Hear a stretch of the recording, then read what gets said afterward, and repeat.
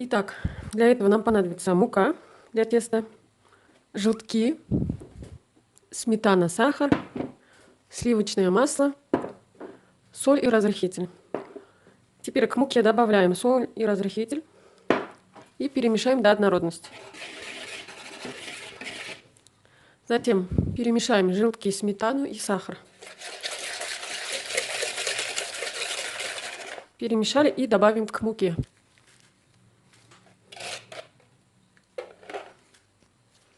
Перемешаем.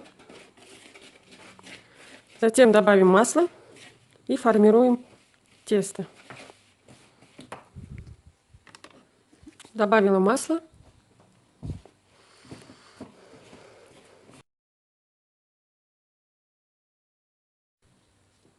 Сформировали вот такой колобок.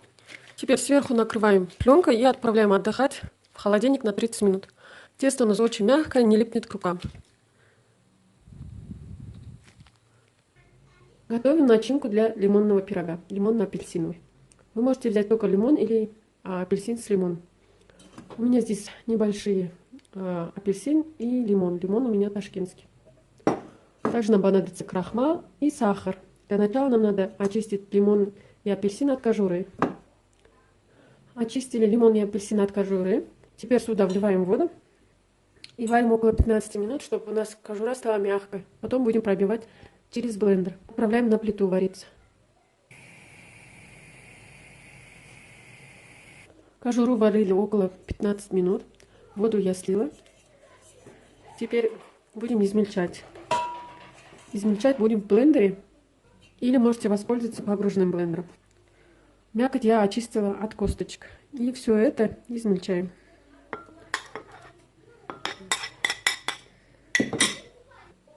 Лимон и апельсин измельчили, теперь взвешиваем.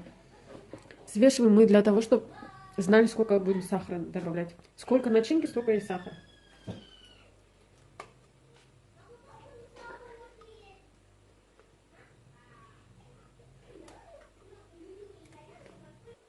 У меня получилось 300 грамм начинки, и я добавляю 300 грамм сахара.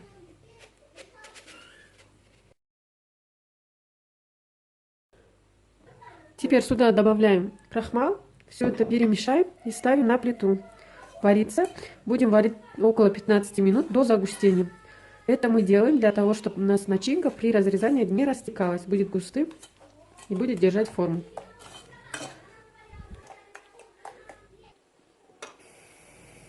Поставили на плиту. Теперь варим до загустения. На среднем огне. И при этом перемешиваем.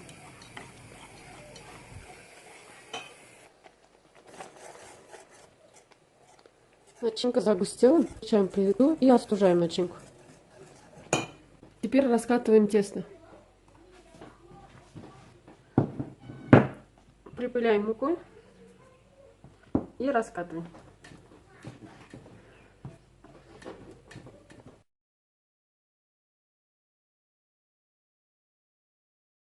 Теперь собираем.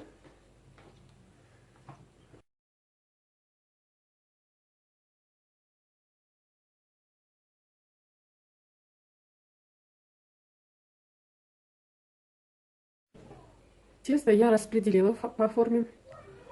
Тесто, возможно, у вас не будет таким рыхлым, потому что чем больше стоит тесто, тем больше рыхлым становится. Если вы будете больше сутки держать в холодильнике, тесто получается рыхлым. Это нормально. Он становится менее рабочим. Дальше из остатков теста мы вырезаем фигурки для оформления. Начинка остыла. Когда начинка остывает, полностью еще гуще.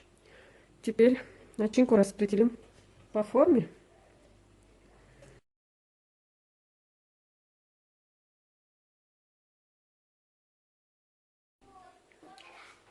Теперь сверху можете украсить лимоном или апельсином.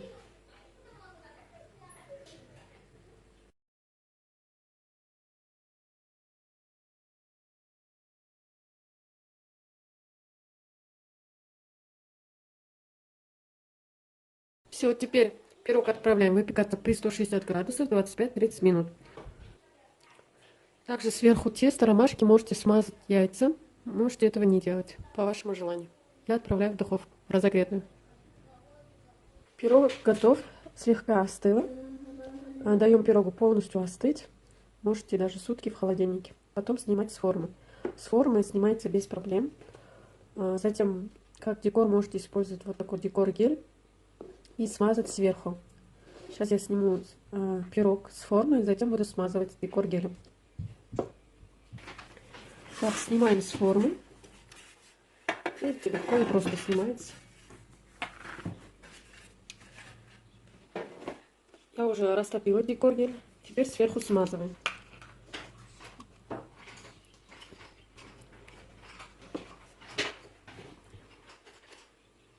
Камера, конечно, все не может передать и цвет. Если вот желтком не смазали, вы можете вот так декор-гелем смазать.